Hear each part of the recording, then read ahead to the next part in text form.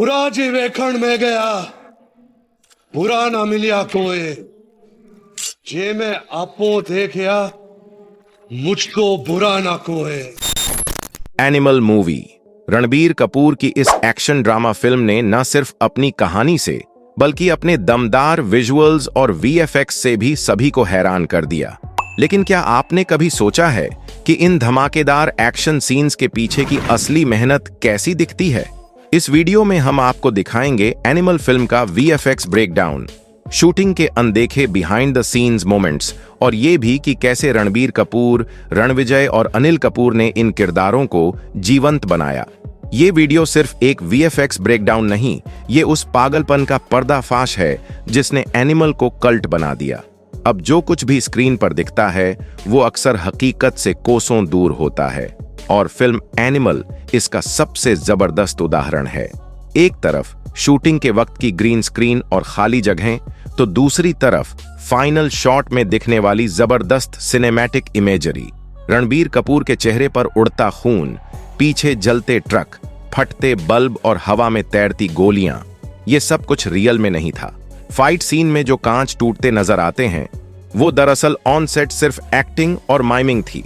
बाद में post production में VFX, blood pattern, sound effects और लाइटिंग से इन्हें इतनी बारीकी से जोड़ा गया कि आंखें भी धोखा खा जाएं। एक शॉट में रणबीर बस एक दीवार के सामने खड़े हैं और फाइनल कट में वह दीवार एक जलते गोदाम की पृष्ठभूमि में बदल चुकी होती है। इसी तरह बाइक चेस सीक्वेंस में उन्होंने सिर्फ स्टूडियो फ्लोर पर एक नकली बाइक चलाई थी, लेकिन स्क्रीन पर वो एक खतरनाक पहाड़ी रास्ते पर हवा से बातें करता नजर आता है। इन कंपैरिजन शॉट्स को देखकर आपको एहसास होगा कि जो दिखता है वो होता नहीं और जो होता है वो अक्सर दिखता नहीं। एनिमल की स्क्रीन पर जो rough and tough Ranbir Kapoor दिखते हैं उनके पीछे छिपा है महीनों की मेहनत और समर्पण। सुबह 4 बजे उठकर ट्रेनिंग शुरू करना, डाइट में एक एक ग्राम का हिसाब रखना और घंटों जिम में पसीना बहाना, ये सब उनके ट्रांसफॉर्मेशन का हिस्सा था। एक्शन सीन्स की बीटीएस क्लिप्स देखें तो रणबीर खुद हर स्टंट को करने की जिद करते हैं, चाहे वो गिरते हुए शीशों के बीच दौड़ना हो या 10 फीट ऊपर से कूदना। कैमरा बंद होते ही जहां एक तरफ टीम थक कर बैठ जाती है, वहीं रणबीर अगला टेक करने को तैयार होते हैं। डायरेक्टर संदीप रेड्डी वांगा के साथ उनकी ट्यूनिंग भी देखने लायक है।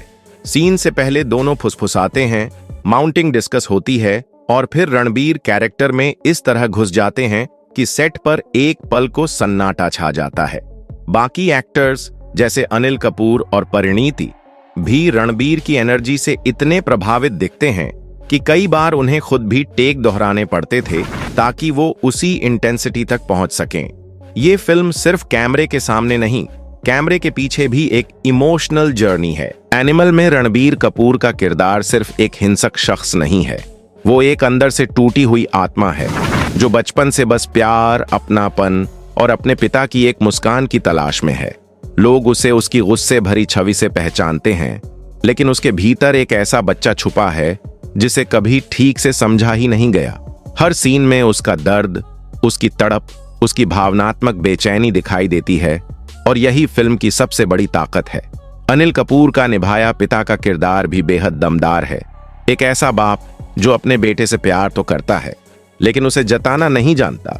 उसकी कठोरता, उसकी चुप्पी एक दूरी पैदा कर देती है जो बेटे को अंदर ही अंदर तोड़ती रहती है। यही दूरी धीरे धीरे एक मासूम इंसान को जानवर बना देती है। फिल्म कई जगहों पर डायलॉग से ज्यादा आंखों, खामोशी और बॉडी लैंग्वेज से बात करती है, जो इसे एक साधारण एक्शन फिल्म से कहीं ऊपर एक गहराई से भरी इमोशनल साइकोलॉजिकल ड्रामा बना देती है। एनिमल हमें यह सोचने पर मजबूर करती है कि कभी कभी इंसान के भीतर पनपने वाला राक्षस उसके हालात और अपनों की बेरुखी से ही जन्म लेता है। एनिमल में म्यूजिक सिर्फ बैकग्राउंड में बजने वाली कोई धुन नहीं है, ये हर सीन की धड़कन बन जाता है। जब रणबीर कपूर का किरदार एकदम शांत बैठा होता है तब भी बैकग्राउंड स्कोर उसकी भीतर चल रही उथल पुथल को महसूस करवा देता है, और जब एक्शन अपने पीक पर होता है तो म्यूजिक की बीट्स आपकी धड़कनों से सीधा कनेक्ट हो जाती हैं। फिल्म का साउंड डिजाइन इतना रिच और डिटेल्ड है कि हर गोली की आवाज, हर सांस और यहां तक कि सन्नाटा भी इमोशन और टेंशन को दोगुना कर देता है। इसके पीछे हैं हर्षवर्धन रामेश्वर, जिनका काम आपने अर्जुन रेड्डी और कबीर सिंह में महसूस किया होगा। लेकिन एनिमल में उन्होंने सिर्फ म्यूजिक नहीं बनाया, उन्होंने उस किरदार को आवाज दी है जो खुद बहुत कम बोलता है। उन्होंने मेलोडी और शोर के बीच एक बेहद नाजुक संतुलन बनाते हुए ऐसा साउंडस्केप रचा है जो दर्शकों को स्क्रीन से हटने नहीं देता। खास बात यह है कि एक्शन सीन्स में बीजीएम सिर्फ जोश नहीं भरता, बल्कि कई बार रोंगटे खड़े कर देने वाला असर छोड़ता है, जैसे कि आप किसी ऑडियो थ्रिल राइड पर हों। एनिमल का साउंड डिजाइन ये साबित करता है कि जब म्यूजिक सही तरीके से कहानी में घुल जाए तो वो शब्दों से भी ज्यादा असरदार हो सकता है। पर्दे के पीछे छिपे वो राज जो हर कोई नहीं देख पाता। एनिमल जैसी फिल्मों की सबसे दिलचस्प बात यह होती है कि कहानी खत्म होने के बाद असली खेल शुरू होता है। सोशल मीडिया पर फैंस की थ्योरीज, छोटे छोटे वीएफएक्स डिटेल्स और छुपे हुए इशारे जो पहली बार देखने में शायद आपकी नजर से छूट गए हों। एक सीन में रणबीर कपूर की आंखों की रोशनी हल्की नीली दिखाई देती है। क्या यह सिर्फ लाइटिंग थी या कुछ गहरा इशारा कि उसका किरदार साइकोलॉजिकल बदलाव से गुजर रहा है? कुछ फैंस का मानना है कि फिल्म के शुरुआती एक्शन सीक्वेंस में दिखाई गई गाड़ियां और लोकेशन दरअसल लास्ट क्लाइमैक्स की मिरर इमेज है, यानी कहानी एक साइकिल में घूमती है। वीएफएक्स आर्टिस्ट्स ने भी कुछ सुबटल रेफरेंस छोड़े हैं, जैसे रणबीर के शरीर पर बने टैटूज जो उसके अंदर की टूट फूट और पितृत्व के ट्रॉमा को दर्शाते हैं। वहीं एक थ्योरी ये भी वायरल हुई कि अनिल कपूर का किरदार सिर्फ एक प्रतीक है, वो असल में पुरानी पीढ़ी की हिंसा का रिप्रेजेंटेशन है जो अगली पीढ़ी तक ट्रांसफर हो रही है। और अगर आपने ध्यान दिया हो तो एक सीन में रणबीर जिस तरह आईने में खुद को देखता है, उसमें वीएफएक्स का इस्तेमाल करके उसका रिफ्लेक्शन हल्का डिस्टॉर्टेड किया गया है। यह उसकी शैटर्ड आइडेंटिटी का सिंबॉलिक इशारा हो सकता है। इन डिटेल्स को पकड़ना आसान नहीं होता, लेकिन जो दर्शक गहराई में जाते हैं उनके लिए यह फिल्म सिर्फ एक विजुअल ट्रीट नहीं, बल्कि एक माइंड गेम बन जाती है। ये सिर्फ एक फिल्म नहीं थी, ये उस आदमी की कहानी थी जो बचपन से प्यार को तरसता रहा, अपने पिता की कड़वाहट के साए में बड़ा हुआ, और जब उसे प्यार मिला तो उसने उसे बचाने के लिए खुद को खो दिया। एनिमल की कहानी हमें ये याद दिलाती है कि हर गुस्से के पीछे कोई न कोई टूटा हुआ हिस्सा होता है, हर हिंसा के पीछे कोई न कोई अधूरा रिश्ता होता है। ये कहानी उन लोगों की है जो बाहर से जानवर लगते हैं, लेकिन अंदर से आज भी एक बच्चा है जो बस एक बार गले लगना चाहता है। डायरेक्टर संदीप रेड्डी वांगा का फिल्म बनाने का तरीका बिल्कुल अलग और प्रभावशाली है। उनकी कहानियां गहरे भावनात्मक पहलुओं से भरपूर होती हैं जो दर्शकों को दिल से जोड़ने पर मजबूर करती हैं। एनिमल में भी उन्होंने केवल एक्शन पर नहीं, बल्कि अंदरूनी संघर्ष पर भी ध्यान केंद्रित किया है। उनका कैमरा प्लेसमेंट और स्लो मोशन का इस्तेमाल कहानी में तीव्रता और गहरे इमोशंस को व्यक्त करता है। रणबीर कपूर का किरदार वांगा के निर्देशन का प्रमुख हिस्सा है, जो हर दृश्य में दर्शकों को सोचने पर मजबूर करता है।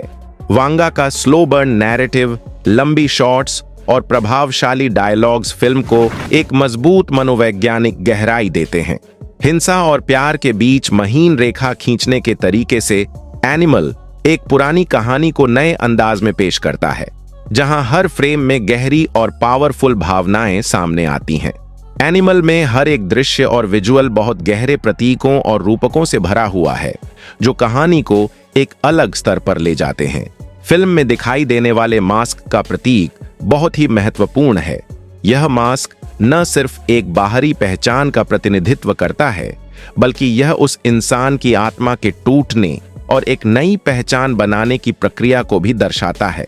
जैसे ही रणबीर कपूर का किरदार अपनी अंदर की भावनाओं और संघर्षों से जूझता है, मास्क उसे एक शरण स्थली की तरह लगता है, जहां वह अपनी असलियत से बचने की कोशिश करता है, जबकि उसे पता होता है कि वह कभी पूरी तरह से मास्क के अंदर छुपा नहीं रह सकता। फिल्म में टूटे शीशे का उपयोग भी एक शक्तिशाली रूपक है। यह टूटे हुए शीशे किरदार की टूटती हुई मानसिकता और उसकी अस्थिरता को दर्शाते हैं।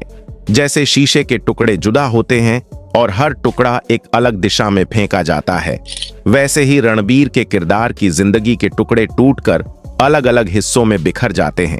ये बिखरे हुए टुकड़े उसकी मानसिक स्थिति, उसकी संघर्षशीलता और उसके भीतर के जानवर को दर्शाते हैं जो किसी न किसी रूप में बाहर आकर सामने आता है। वहीं साइलेंस का भी फिल्म में गहरा अर्थ है। कई ऐसे सीन्स हैं जहां शब्दों से ज्यादा शांति का प्रभाव होता है। यह शांति उस समय के मानसिक उथल-पुथल और भावनात्मक उभार को महसूस करने का एक तरीका बनती है। दर्शकों को समझने का मौका मिलता है कि उस समय क्या हो रहा है, जबकि किरदार अपने भीतर के तूफान को शांत करने की कोशिश कर रहे होते हैं। यह साइलेंस उसी तनाव का प्रतीक है जो फिल्म में बार बार गहराता है और आखिरकार चरम सीमा पर पहुंचता है। अगर आपको यह वीडियो पसंद आया हो तो कृपया लाइक, शेयर और सब्सक्राइब जरूर करें। आपका एक छोटा सा सपोर्ट हमें और बेहतर कंटेंट बनाने की प्रेरणा देता है, ताकि हम आपके लिए आगे भी ऐसी ही दिलचस्प और गहराई से भरी विश्लेषणात्मक वीडियो ला सकें। आप सभी का साथ हमारे लिए बेहद खास है। यही हमें आगे बढ़ने का हौसला देता है। इस वीडियो को देखने के लिए आपका दिल से धन्यवाद। हमें उम्मीद है कि आपको इसे देखने में उतना ही मजा आया होगा जितना हमें इसे बनाने में आया। हमारे साथ जुड़े रहिए, क्योंकि अगली बार हम फिर लौटेंगे एक और दमदार वीडियो के साथ। धन्यवाद।